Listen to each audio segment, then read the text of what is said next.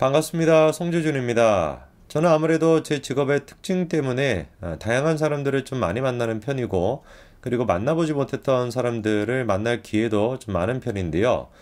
뭐 제가 몸뚱아리가 하나고 시간은 또 한정돼 있다 보니까 모든 사람들을 다 만날 수는 없겠죠. 그렇기 때문에 제 나름대로 기준을 가지고 이 사람을 만나보기 전에 평가를 하는 편인데, 오늘 제가 영상을 통해서 그 기준 한 가지를 공유를 해드릴까 합니다.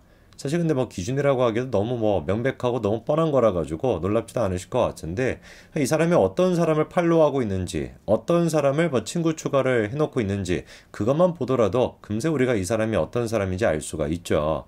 뭐 저 같은 경우는 실례로 최근에 뭐 오랫동안 연락이 끊겼던 친구가 연락이 와가지고 한번 만나자라고 하길래 저도 궁금해가지고 인스타그램 같은 걸 쭉 보다 보니까 갑자기 뜬금없이 거기에 누가 들어가 있었는지 아십니까? 조민이가 들어가 있는 거예요.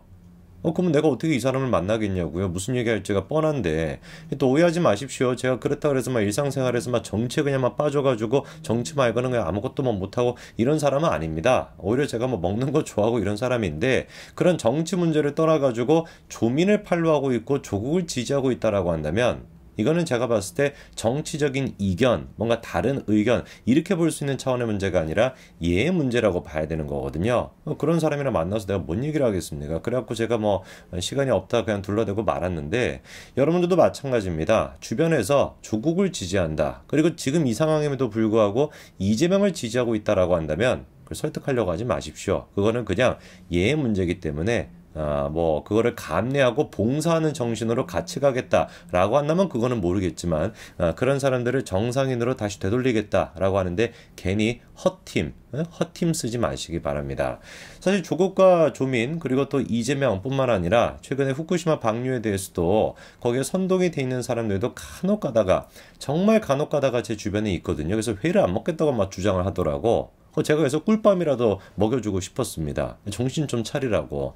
도대체가 지금 같은 21세기에 그런 막 광우병 선동 비스무리한 거에 넘어간다라고 한다면은, 이거는 좀 마음이 순박하다라고 봐야 되는 것인지, 이건 뭐 이성이 순박하다라고 봐야 되는 것인지, 참 제가 답답함을 많이 느꼈는데, 혹시 여러분 주변에서도 아직도 후쿠시마 선동에 넘어가 있는 사람이 있다, 그것도 어떻게 해야 된다? 그냥 걸으시기 바랍니다. 우리가 그 뭡니까, 알프스 통해 가지고 걸러내듯이 삼중수소, 그런 사람들도 그냥 걸러내야 되는 것이지 괜히 그냥 헛팀 쓰지 마시기 바랍니다. 오늘 제가 영상을 통해서도 최근에 이제 그 김윤아 씨 때문에 연예계에서도 야, 더 이상은 이제 우리가 이렇게 선동에 넘어가서는 안 된다, 그리고 또 넘어가 있다라고 할지라도 괜히 혓바닥 같은 거 놀렸다가 망신만 당하니까 가만히 있자, 이런 분위기가 팽배한데, 근데 이 김윤아 씨가 워낙에 강력해서 그런지 다른 사람들이 좀 묻혀있는 경향이 있어요. 떠들어대긴 떠들어댔는데 화제가 안 되고 있는 사람들이 있습니다. 어떻게 해야 되겠습니까? 가만히 우리가 놔둘 수가 없겠죠. 당연히 김윤아 씨 말고 또 어떤 사람들이 말도 안 되는 헛소리를 했는지 그걸 한번 정리해 봐야 되겠습니다. 참 개인적으로 좋아했던 가수인데, 김윤아 씨도 뭐 좋아했던 가수긴 합니다만, 하림 씨, 이제 그 닭고기 파는 하림 아니고요. 이 가수 하림 씨 또한 마찬가지로 이런 얘기를 했습니다. 방사능 오염수를 버린다고 해 나날이 바다가 걱정되는 요즘, 더 내어줄 것이 없는 바다는 괴로워도 말을 못하니까 그냥 하얗게 말라버린다, 이렇게 써놓으셨는데, 후쿠시마 처리수가 방류가 되건 안 되건 상관없이 이미 피폭을 당하고 있었다, 이 정도 사실만 기억을 하시더라도 바다가 어떻다라는 등 저런 좀 감성에 치우치신 글은 안 쓰시게 될 것 같아요. 정말 개인적으로 좀 하림 씨는 마음을 열고 진실이 무엇인지 보셨으면 좋겠다라는 바람이 있습니다. 자, 그 다음에 이제 또 세 번째로 봐야 되는 사람이 허지웅 씨인데, 이번에 같은 경우도 후쿠시마 처리수에 대해 가지고 이렇게나 장문의 글을 남겨놨습니다. 제가 진짜 이거를 해석을 하고 번역을 하는데 얼마나 힘들었는지 몰라요. 여러분들을 위해서 제가 대신 읽고 대신 해석을 해드리겠습니다. 다 읽기는 좀 힘들고요. 이렇게 시작합니다. 이웃이 있대요. 옆집에 이웃인데 부끄럽게도 사이가 안 좋대요.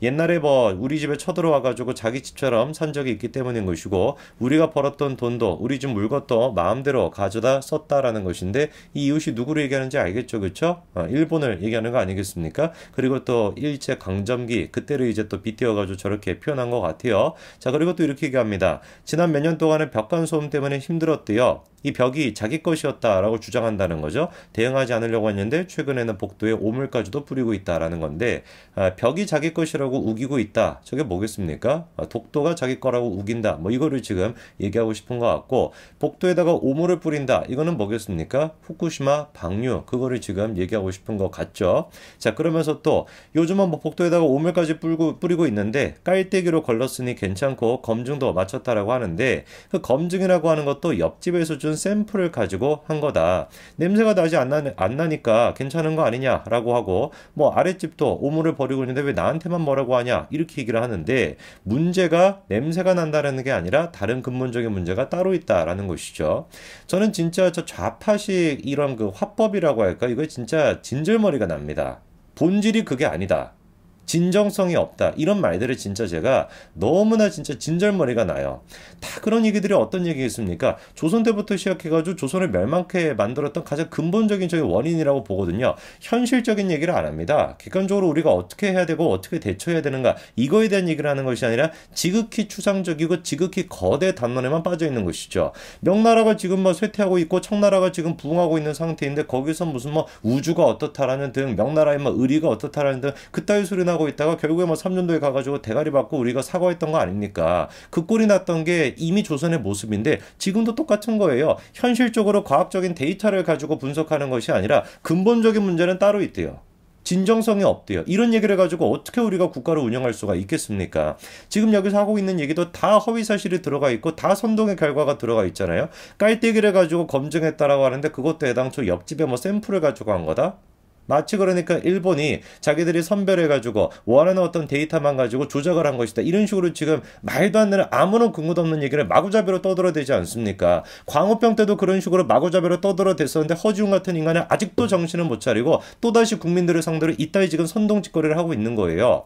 일본만 지금 삼중수소를 방류하고 있는 것이 아니고요. 일본 같은 경우는 지금 1년에 22조 베크렐 정도가 된다는 것인데 다른 지금 나라들 한번 보십시오. 대한민국도 한번 보십시오. 대한민국이 지금 방출하는 것도 일본의 몇 배를 방출하고 있고 중국이 됐거나 독일이 됐거나 전 세계가 일본보다 훨씬 더 많이 방출하고 있습니다. 이거를 막대 그래프로 보고 있으면 더 기가 막힌 얘기가 나오는 거예요. 한국이 어느 정도입니까? 2022년도 같은 경우는 무려 10배나 더 많이 방류하고 있거든요. 그럼 도대체 허지웅 씨는 한국에서 어떻게 사십니까?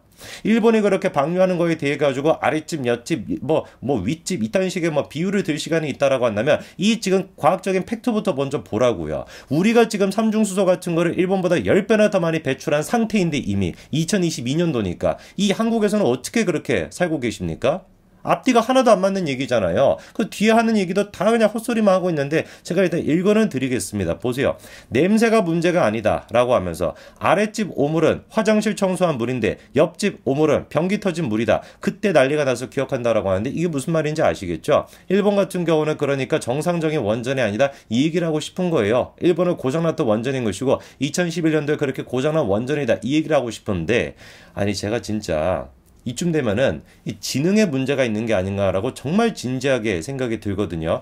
제가 휴대전화가 있습니다. 이게 옛날에 3년 전에 고장이 났어요. 근데 AS를 싹 다 받아가지고 깨끗하게 지금 잘 정상이 되는 휴대폰이에요. 근데 어느 날 제가 이거를 가지고 서비스 센터에 가가지고 이거 3년 전에 고장이 났던 거니까 새 걸로 다시 바꿔주세요.